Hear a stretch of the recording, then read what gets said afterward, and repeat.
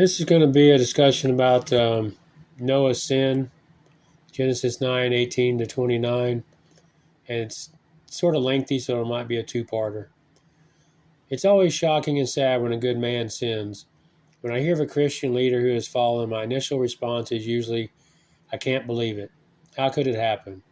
Somehow I want to believe that if a man has walked with God for years, he builds up an immunity against sin. I want to hope that if I walk with God long enough, the day will come when temptation automatically glances off me. But it just ain't so. After walking closely with God for years, George Mueller used to pray, Lord, don't let me become a wicked old man. When I first read that years ago, I thought, there's not a chance. But I've come to understand his prayer. There isn't one of us, I don't care how long you've been a Christian, who doesn't face a constant struggle against sin. You never become invulnerable. Noah is Exhibit A.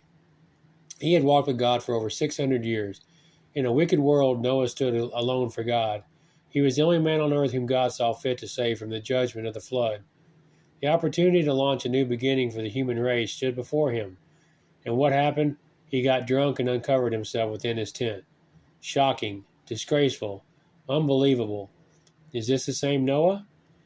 Some have tried to exonerate Noah by arguing that he didn't know about fermentation and got drunk accidentally.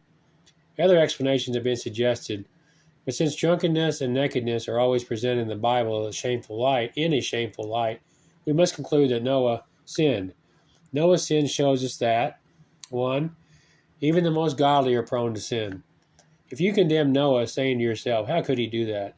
You don't know your own heart. When it comes to godliness, Noah was top of the line.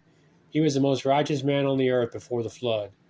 Centuries later, through Ezekiel, God listed Noah, Daniel, and Job as 3 of the most righteous men in history, Ezekiel 14:20. And yet Noah got drunk and lay naked in his tent. Let him who thinks he stands take heed lest he fall, Corinthians 10:12. Past godliness doesn't guarantee future godliness. You don't build up an immunity toward sin. Neither age nor maturity provide protection against temptation. We must walk in dependence upon the Lord daily.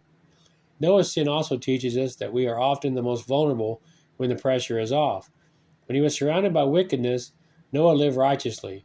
But when the storm was over and he and his family were the only ones on earth, Noah fell into sin. When the pressure is off, our guard comes down. Constant vigilance is the price of victory over sin.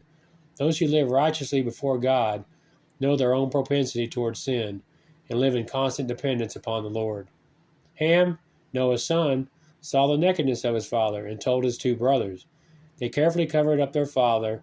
When Noah awoke, he knew what Ham had done to him and utters a curse, not against Ham, but against Ham's son, Canaan. This raises many questions. What did Ham do? Was it all that serious? If so, why wasn't he punished? Why is Canaan cursed for his father's sin? Why wasn't Noah punished, since he was the one who started it all? These questions have sent commentators scrambling for answers. Some say that Ham seeing his father's nakedness is a euphemism for more serious sin, perhaps sexual abuse. Others say that he had sexual intercourse with Noah's wife, and that Canaan was cursed because he was the fruit of that union. The problem with these views is the text says that Noah uncovered himself, but when the Bible talks of sexual violation, it uses the phrase to uncover someone else's nakedness. See Leviticus 18:20. So the most likely answer to the question, what did Ham do, is that he looked upon his father's nakedness, either with lust or with delight and amusement.